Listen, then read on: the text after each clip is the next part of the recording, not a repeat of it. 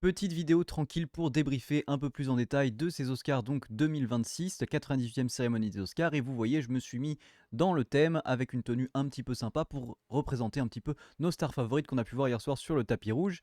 Et on va débriefer un peu ensemble de ce qui s'est passé donc dans cette 98e cérémonie des Oscars hostée par Conan O'Brien. Déjà, si on doit faire un petit point sur la qualité de la cérémonie en soi, Conan O'Brien c'était pas mal, il y a eu quelques bonnes blagues, mais globalement, il n'y a pas eu de coup d'éclat hier soir, il n'y a pas eu des grandes envolées comme I'm Just Ken ou des choses un peu drôles ou des événements marquants mais moins drôles comme une fameuse Will Smith pour ceux qui l'ont. Donc hier soir, voilà, une cérémonie, malgré quelques bonnes blagues, globalement plutôt nulle. On s'est un peu ennuyé, on s'est un peu endormi et il faut dire que justement chez nous il était genre 3 heures du mat vers presque 4 heures à la fin. Donc on aurait aimé une cérémonie un petit peu plus dynamique, mais globalement voilà, il y a eu deux trois bonnes blagues de Conan O'Brien, il y a eu deux trois remettants qui ont fait des choses assez drôles. Je pense notamment à Robert Downey Jr., à Channing Tatum. Content de voir Ewan McGregor et Nicole Kidman pour remettre donc l'Oscar du meilleur film à la fin. Notamment Anna Wintour et Anna Thaoué, pardon, donc qui remettaient, je ne sais plus, peut-être seulement je pense, le meilleur costume et le meilleur maquillage, avec des très bonnes blagues en référence évidemment au Diable s'habille en Prada et bien sûr pour faire la promotion du Diable s'habille en Prada 2 qui sort au mois de mai. Mais globalement, voilà, pas de grandes frasques, pas de trucs qui m'ont vraiment marqué, quelque chose sympathique, mais sans plus. Mais revenons dans le vif du sujet et ce qui nous intéresse un tout petit peu plus, c'est quand même les récompenses et qui a été récompensé, qui sont les grands perdants de cette cérémonie. Alors on va revenir un petit peu dans les films sur leur globalité, puis après on fera détail dans le détail chacune des catégories pour que je puisse vous dire si le favori a gagné, si mon chouchou a gagné, est-ce que c'est mérité, oui ou non. Alors, globalement, le grand gagnant de cette cérémonie des Oscars 2026, c'est évidemment Une bataille après l'autre de Paul Thomas Anderson.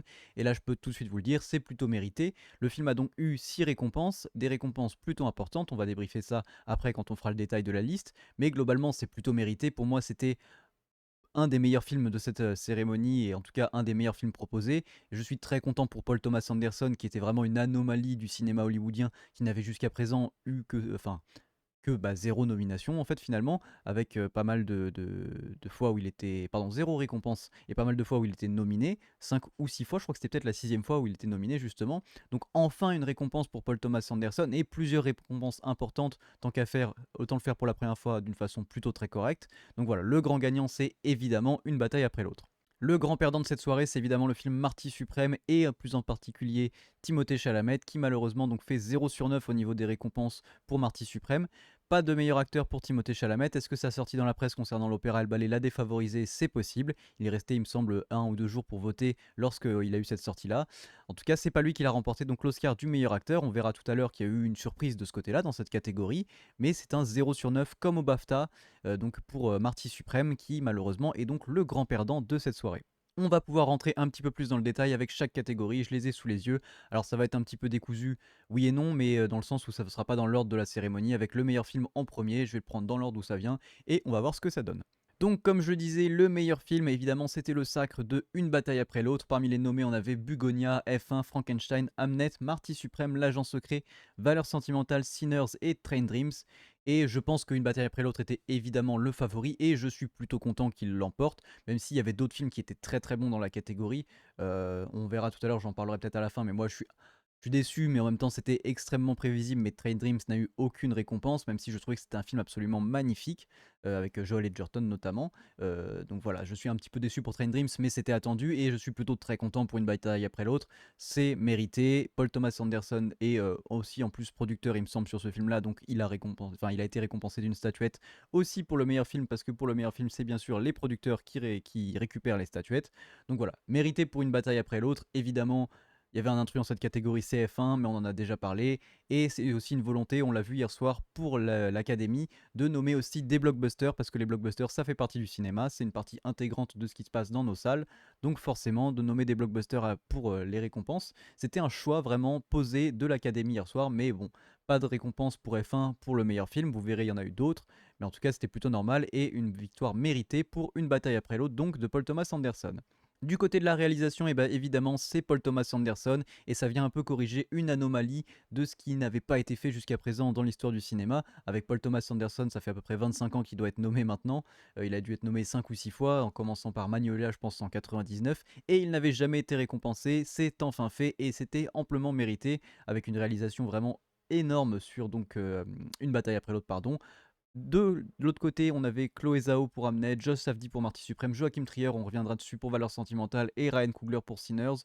On pense notamment donc à Joachim Trier et Ryan Coogler qui ont quand même eu des récompenses. Du côté du meilleur acteur, c'est là qu'est la grosse surprise avec la victoire de Michael B. Jordan. Écoutez, je vais pas vous mentir, je l'avais pas vu venir. Alors je pense que Timothée Chalamet, comme je disais tout à l'heure, a été un peu désavantagé, peut-être avec sa sortie dans la presse. Après, pour moi, je pensais à cause du lobbying, mais parce que c'est quand même une course, on va dire pour vendre son film, les Oscars hein, globalement, ne pensez pas que c'est le meilleur film ou la meilleure performance qui est saluée, c'est une course aux votants, il faut aller chercher les votants, et en tout cas il y a eu beaucoup de lobbying, beaucoup de marketing autour de Marty Suprême, donc ça aurait été justifié que Marty Suprême et donc Timothée Chalamet remportent cette victoire, ça aurait pas du tout été honteux, il est très fort dans le film, mais je pense que sa sortie dans la presse ne l'a pas aidé, mais je vous avoue que derrière c'était pas du tout Michael B. Jordan que moi j'avais en favori, je pense que j'avais Ethan Hawke en dernier, pour moi, j'avais Leonardo DiCaprio ou Wagner Moura, ça aurait été pas mal, mais je suis persuadé que l'Académie ne l'aurait jamais remis malheureusement à Wagner Moura. Mais pour moi, oui, évidemment, j'avais Leonardo DiCaprio. Je pense que les gens ont banalisé le fait que Leonardo DiCaprio est un immense acteur, et je trouve que moi, surtout, c'est un immense acteur quand il fait des films où il se retient un peu, pas où il en fait des caisses et des caisses comme Django ou Le Loup de Wall Street. Et je trouve que justement, là, il en fait des caisses tout en se retenant. Je le trouve vraiment très très juste dans une bataille après l'autre. Et je vous avoue que moi, c'était mon favori derrière. Même si, je le dis, la performance de Wagner Moura était super, mais je savais qu'il allait pas l'avoir. Mais je pensais pas que c'était Michael B. Jordan pour Sinners, qui, au demeurant, est très bon dans le film, mais je le trouve pas forcément plus exceptionnel que ça, même si c'est très très bien ce qu'il fait. Donc une surprise, mais écoutez, une belle surprise pour lui. Il a mentionné sa mère, il le fait comme toujours lors de son discours, mais bon, une grosse surprise quand même, on va dire, dans cette catégorie-là. Du côté de la meilleure actrice, ça va aller assez vite et c'est pas parce que je m'en fous, c'est juste parce que Jessie Buckley c'était quasiment fait. Donc Jessie Buckley pour Agnès Shakespeare dans Hamnet, elle avait eu toutes les récompenses, que ce soit au Critics' Choice Awards, au BAFTA. Donc voilà, c'était globalement plutôt fait. Elle avait eu, comme je l'ai dit, toutes les récompenses jusqu'à présent et la déroge pas à la règle. Elle a évidemment eu l'Oscar aussi et c'est mérité. À noter donc qu'à côté on avait donc Rose Byrne, Kate Hudson, Renate Reinsve pour le rôle donc dans son rôle dans Valeurs Sentimentales que j'aime beaucoup, et Emma Stone pour encore une fois un film avec de Yorgos Lanthimos. Mais c'est donc Jessie Buckley qui l'emporte donc, et c'est vraiment mérité. Elle est impressionnante dans Hamnet, c'est un très beau film. Si vous pouvez encore aller le voir, foncez voir Hamnet. Meilleur acteur dans un second rôle, on l'avait dit ici sur Papier Bulle, c'est évidemment Sean Paul qui l'a remporté.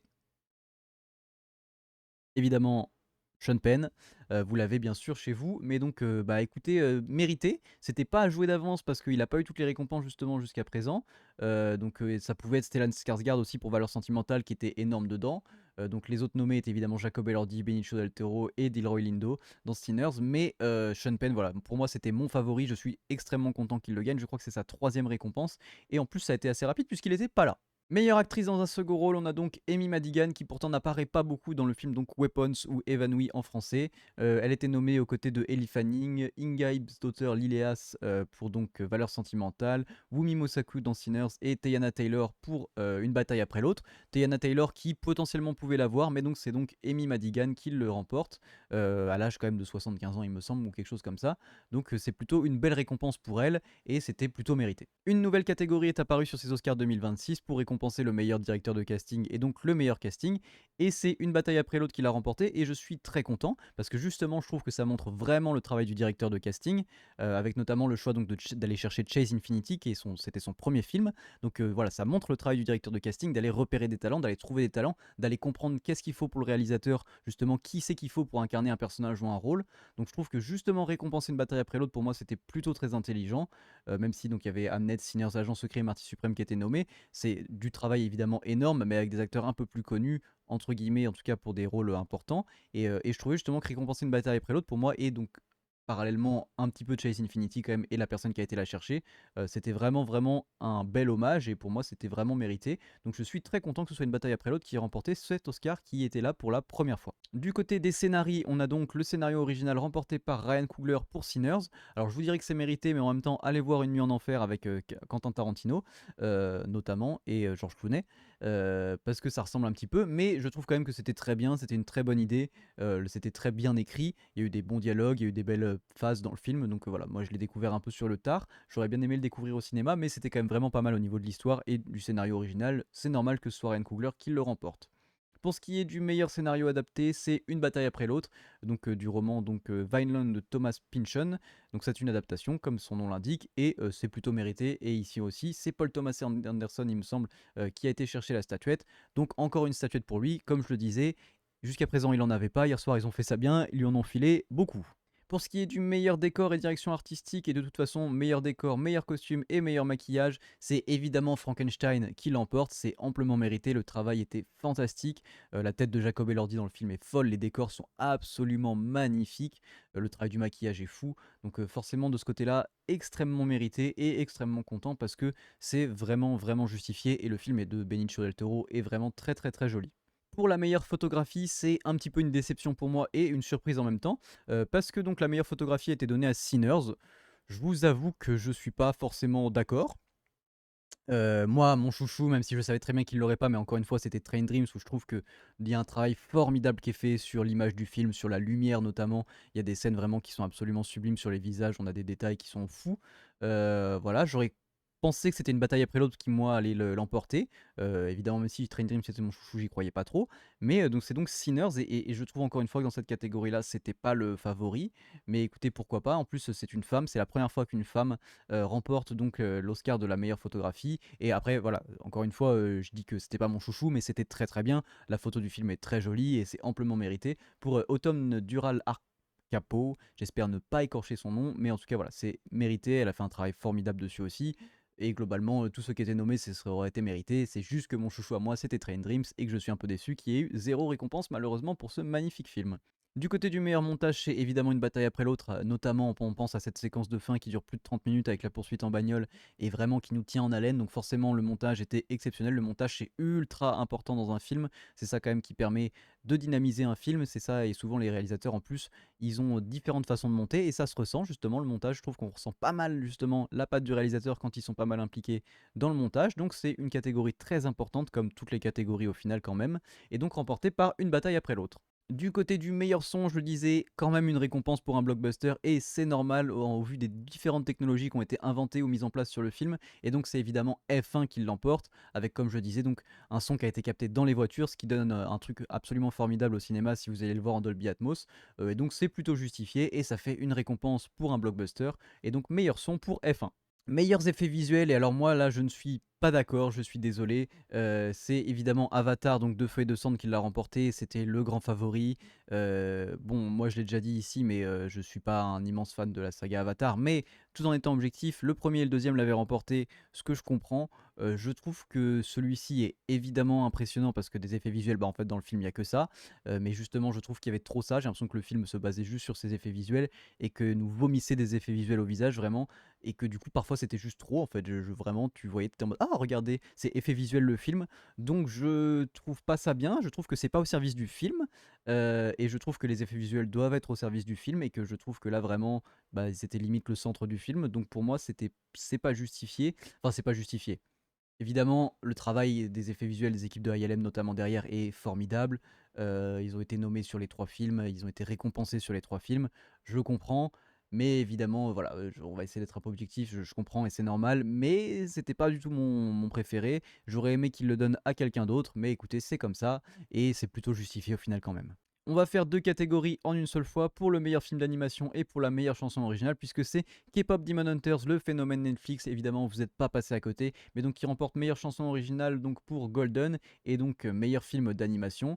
Bon, écoutez, ça c'était attendu, et au final, les premières fois, j'avais pas trop aimé le film. Moi, je pense que c'est pas un chef-d'œuvre, je pense que l'histoire est relativement assez simple et qu'on a vu mieux en termes de film d'animation, mais c'est joli. Ça récompense la K-pop qui n'avait jusqu'à présent pas eu sa place aux Oscars. Donc c'est plutôt une belle avancée, en tout cas pour ce style musical qui est un style extrêmement populaire. Donc c'est plutôt justifié. Et moi, ça m'a fait beaucoup rire, j'ai bien aimé. En plus, la performance sur scène des chanteuses était très très bien. Donc écoutez, deux récompenses pour K-pop Demon Hunters, meilleure chanson, meilleur film d'animation. Pourquoi pas. On arrive sur les dernières catégories parce que malheureusement, je vais pas vous parler des courts-métrages et des courts-métrages documentaires, même si c'est une catégorie très intéressante, je vais juste les mentionner. Donc, côté meilleur film documentaire, on a donc Mr. Nobody Against Putin, meilleur court-métrage documentaire All the Empty Rooms, meilleur court-métrage The Singers meilleur court-métrage avec 2 ex-aequo, ce qui a été très très drôle. Mais donc meilleur court-métrage, j'ai dit donc 2 singers et 2 personnes échangeant de la salive quand même, Cocorico, film français, donc ça il faut le souligner, c'était pas mal. Et meilleur court-métrage d'animation avec The Girl Who Cried Pearls, donc la fille qui pleurait des perles. Voilà, évidemment, je les ai pas vus, ceux-là, je vous avoue que c'est pas forcément les catégories où j'ai eu le temps de m'y intéresser, mais c'est important de les mentionner. On va terminer avec 2 catégories. Meilleure musique de film d'un côté, c'est Ludwig Göransson qui le remporte déjà pour la 3e fois après Black Panther et Oppenheimer. C'est donc sa 3e récompense pour Ludwig Göransson qui a seulement 41 ans, ou en tout cas une quarantaine d'années, et évidemment un immense musicien. On le disait notamment sur un épisode du podcast il y a pas longtemps, mais moi ça me fait beaucoup rire parce que Ludwig Göransson a fait la musique notamment de Community ou de New Girl. Voilà, dans un tout autre genre. Ça me fait beaucoup rire, mais c'est mérité. La musique de Sinners, elle est vraiment, vraiment très jolie. Pour le coup, la bande-son est fantastique. On avait notamment nommé Bugonia, Frankenstein, Hamnet, ou Une bataille après l'autre, voilà. Mais c'est notamment très, très mérité pour Ludwig Göransson, que j'aime beaucoup, qui autre petite anecdote, ici je suis fan de Ghost, du groupe de metal Ghost, et ils viennent de la même ville en Suède, de Linköping. Voilà, c'est une anecdote, vous prenez pas, vous en faites ce que vous voulez, c'est pas mon problème. Mais donc victoire de Ludwig Göransson et de Sinners pour la meilleure musique de film, et c'était mérité. Et donc on finit avec meilleur film international, et ici je vais dire aussi encore une fois Cocorico, même si c'est pas vraiment vrai, mais donc c'est la victoire de Valeurs sentimentales de Joachim Trier. Évidemment, c'était mérité. Il y avait L'agent secret nommé, Un simple accident en film français qui était nommé, Sirat et La voix de Hind Raja.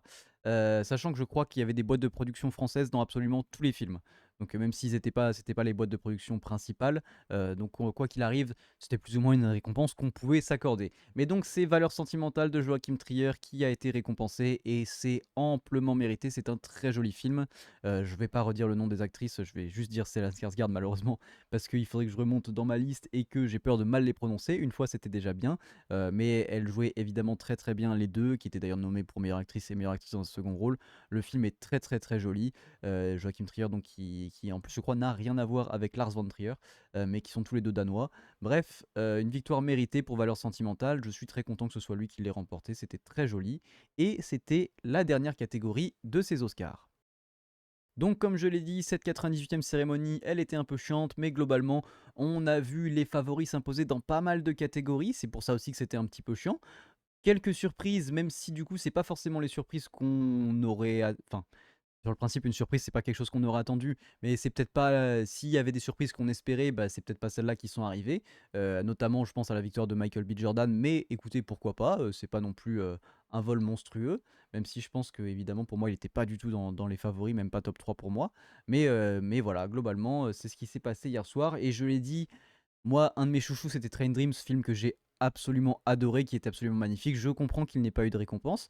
Malgré tout, il y avait beaucoup de bruit à chaque fois qu'il était mentionné dans la salle, donc je me suis dit à un moment pourquoi pas créer la surprise. Meilleur film pour Train Dreams, qui sait.